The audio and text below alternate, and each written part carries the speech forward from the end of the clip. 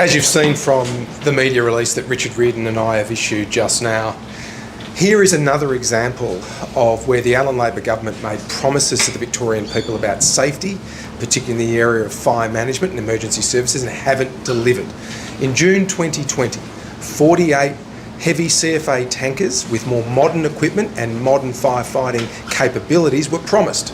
To date, we've only got 20 of those 48 tankers delivered so far, and we've just seen in the last week alone how devastating fires can be, and also damage from severe storms can be when CFA assets are needed to help local communities cope with those sorts of difficulties.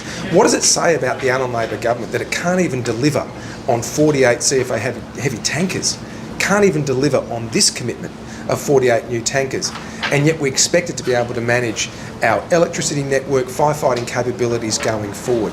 This is what happens, frankly, when you have a government that can't manage money, can't manage the finances, because they nickel and dime everywhere they can to fill budget holes. That can be the only explanation for why a 2020 commitment for 48 new tankers for the CFA have not been delivered. Not even half of them have been delivered nearly 4 years later. Richard will say a bit more about this in a moment.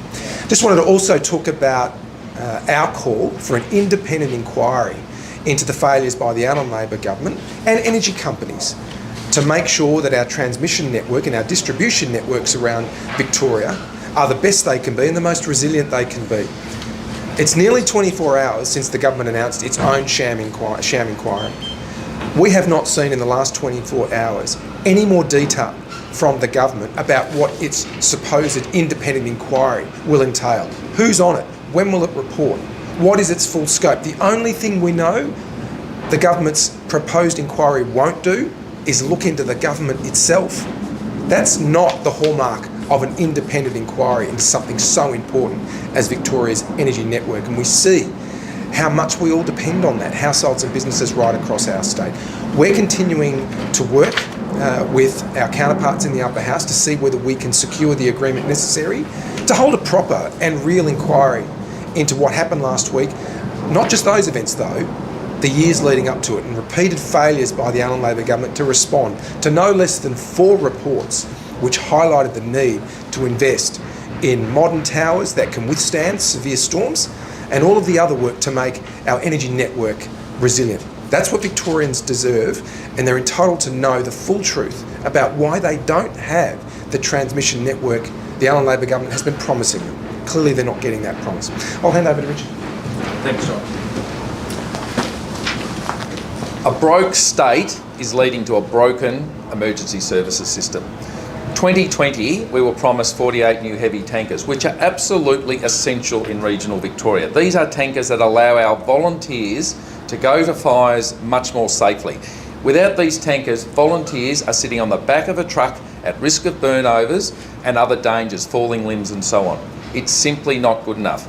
As of December, only 15 of the promised 48 were delivered. They've been delayed multiple times. We heard in 2023 in January, last fire season, they're coming, they're coming. We've just heard again now, they're coming, they're coming. We heard that they're going to be here in June this year. They're simply not there. This government has a trend of promising and not delivering. At the moment, we saw last week the 000 disaster. A 000 disaster that on the first catastrophic day in 4 years, this government wasn't able to man it properly. They came out with wait times of 23 minutes for people under stress, under duress and at risk. It's simply not good enough. For the minister to come out and say there was an average wait time of 3 minutes for the day is absolutely outrageous. She's either not doing her job properly, she's either receiving bad advice, and at the same time, this lack of effort, this lack of conscientiousness, this lack of concern for Victorians is leading to a broken system. And the broken system is because this government simply doesn't have the funds to properly manage and resource these essential services. And we only have to look at the FRV report that was kept hidden until just recently. $300 million lost on our fire services in just its first 2 years of operation. If that's how we're starting, how on earth is this going to finish for Victorians with that level of waste and mismanagement? And we call on the government fess up, be honest. How many people can man our 000 on a catastrophic day? Victorians don't want averages. They don't want to know how many people are employed totally. They want to know how many people are on the end of the phones when it matters, when Victorians need them. Thank you. Questions for Richard Ryan? Has there been any explanation offered to the opposition from the government as to why there have been delays? I think the reason for the delays, there are no explanations. PAYAC report, if you go to the PAYAC Hansard that came out in December, they're expected. You know, we expected the Westgate Tunnel by 2022. We don't know when we expect it now. We expected tankers from 2020.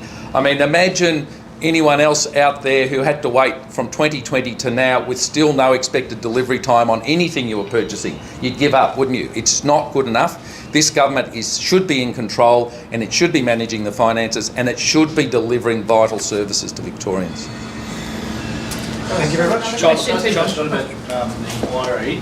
Yeah. The Minister said they're going to receive advice from the energy regulator about the resilience of the network. Is that a good way to sort of approach it compared to the parliamentary inquiry you guys are proposing? No, this is the government being judge and jury in its own cause. What we really need on behalf of all Victorians is a proper inquiry, one that is at arm's length from the government. That's why an upper house inquiry is the best way to proceed in these circumstances, because we can invite experts to appear before the committee, give evidence to the committee, including from AEMO and other stakeholder groups, the distributors, transmission companies, everyone we need to join in a collaborative effort to actually configure the solutions we'll need going forward. That's what this is really about. We know where the blame lies. It lies at the foot of the Allen Labor government. But what we're really looking for here are the solutions that will make sure Victorians don't have to continually suffer in the way they did last week. So the government running its own inquiry is just a means by which it can shut the door on transparency and scrutiny, when what we really need are the solutions going forward. The government says you're just looking for a talk fest, a grandstand, something that become a circus, a political circus, rather than hearing the experts. A parliamentary inquiry's primary responsibility will have experts appearing before it. That's the primary responsibility of the parliamentary inquiry. For Jacinta Allen to say that leave it to her, which we've seen over the last 4 years, doesn't work. You know, because I spoke to you yesterday and in recent days, the government had no less than 4 reports warning it of the calamity that we saw last week, with many thousands of Victorians still awaiting the reinstatement of power to their homes and businesses. One of those reports was the government's own report, an expert panel it commissioned in 2022, and it didn't even act on the recommendations of that review. So we can't trust Jacinta Allen and her government to actually deliver the solutions that can only come through a proper, independent, comprehensive inquiry in the upper house.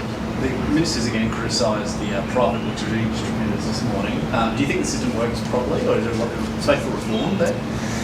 The government's primary responsibility is to make sure the energy distributors, transmission companies, distribution companies are doing their job. The government was warned that they weren't doing their job. So the question then is, why didn't the government discharge its fundamental responsibility to the Victorian people and crack down on the companies, making sure they were doing their job, but also making sure that where government could play a role in investing in resilience of transmission towers, wires and poles, that it was do so. The reason it can't do it is because Victoria's broke and Labor can't manage money. That's what we keep coming back to. And whether it's the resilience of our energy system or the failure to deliver on a 2020 promise for 48 CFA heavy tankers, which hasn't been delivered to date, it all comes back to budget mismanagement, being unable to manage money and finances on behalf of the Victorian people. And the reason we need a government that can provide that leadership, meet those responsibilities, is when you don't, people, households and businesses suffer like they are now. Kim Wells says the decision by the 3 former premiers to make donations to your legal fighting fund will so see the more division inside the party room rather than by inserting themselves into it. He says they should use their influence to find some peaceful resolution to the matter rather than picking a side. What would your response to him be? Kim's entitled to his view. I have no comment to make. Just on the topic of gifts, would you be open to a more regular reporting, perhaps even real time? Sure, I'm happy to do that. I don't have a problem with it. Do you think that the threshold of $600 passes the pub test? Well, I think what Parliament over the years has tried to do is winnow out small contributions so the Parliament and the parliamentary staff are not overwhelmed. I should remind all of you, I'm not applying that threshold to me. So every contribution will be disclosed. I'm not opposed to it, but I am conscious that if every single contribution to every MP has to be catalogued in that way, it's a lot of work for the parliamentary staff. As a matter of principle, certainly not opposed. I think it's the Parliament over the years just trying to make sure it can manage the load that comes with that. And you're disclosing every payment regardless. Do you think that the value of gifts should be disclosed? Because currently you could disclose a cash gift and it could be $600 or $600,000 and the taxpayers don't know. So do you think that value should be included in the disclosure? I'm complying with the laws as they are now, and if there's to be a discussion about that, I will obviously participate in those discussions. Yeah, well, I guess that's the discussion now. Yeah. Is a lack of value good for transparency? Should Victorians, and I'm not singling you out here, but in terms of the rules, should the rules change so that taxpayers actually understand how much is being gifted? Look, it's a broader discussion, and certainly it's a discussion worth having. I think that the fundamental principle at the heart of it all is that in any sense, it really doesn't matter what a contribution is in terms of its nominal value. What should be disclosed is anything, whether it's 1 cent or $10 or $100. The principle behind disclosure is that if a disclosure is made, you make it public so the Victorian people know about it. As to the value of that, that's a separate discussion. I'm happy to have that. I think the more important thing is that any person in public life, such as in the position I hold, wants to be upfront and will be upfront with the Victorian people about contributions being received. Do you think the state government's trying to water down the amount of youths committing crimes around the state because they do have to, they're looking at raising the age and changing the bail laws? It's certainly a question I often ask myself as to why the government wants to do something that makes no sense at all and puts Victorians at harm.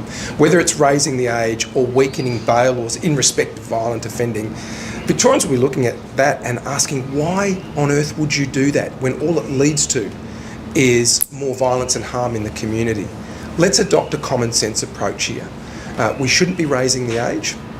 We should maintain a system of bail laws that doesn't impose punitive measures on non-violent offending and sees non-violent crimes, the people who are accused of those being able to stay out in the community when they don't represent a threat to the community. But for goodness sake, let's not water down bail laws so people who are accused of very serious violent crimes or have committed serious offences while on bail remain out in the community. It's just a common sense approach. And I think what the government's done here is it's been driven in large part by an ideological preoccupation with the very idea of bail and remand. What we need is a balanced approach where I think what all reasonable people want to do is they want to make sure that people who are accused of violent crimes, particularly the more serious end of violent offending, or people who have been accused of such crimes and then are out on bail, commit serious offences while are out on bail, do not remain in the community. I think it's a pretty reasonable position for Victorians to hold. So, look, I hope the government sees sense here and backtracks. This is one backtrack from the Allen Labor government that I would welcome. Not proceeding with raising the age. Remember also on raising the age, just as a reminder to everybody, the courts have discretion on all of this. And at the youngest end of this discussion, it's the courts who decide whether an accused person who is very young is even fit to stand trial. And courts are not there to err on the side of making them face trial. They will always do that as a last resort. So the courts have shown an ability to exercise their discretion, and I think that's a principle we should leave in place. Do you find it helpful or unhelpful when the federal opposition leader, Peter Dutton, makes comments on crime matters in Victoria? I think he's echoing what most Victorians feel at the moment.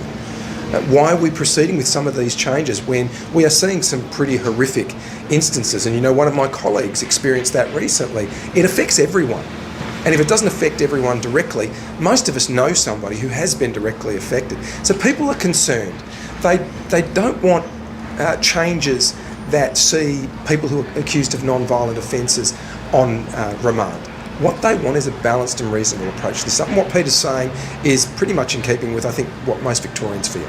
Do you think the comments that Peter Dutton made were because he's trying to win a by-election, as the Premier has suggested? I think the comments Peter made were a reflection of the fact that he's been in Victoria And like most Victorians, if you're here, you'll realise pretty quickly that this is a top of mind issue for Victorians. Thank you very much. Cheers.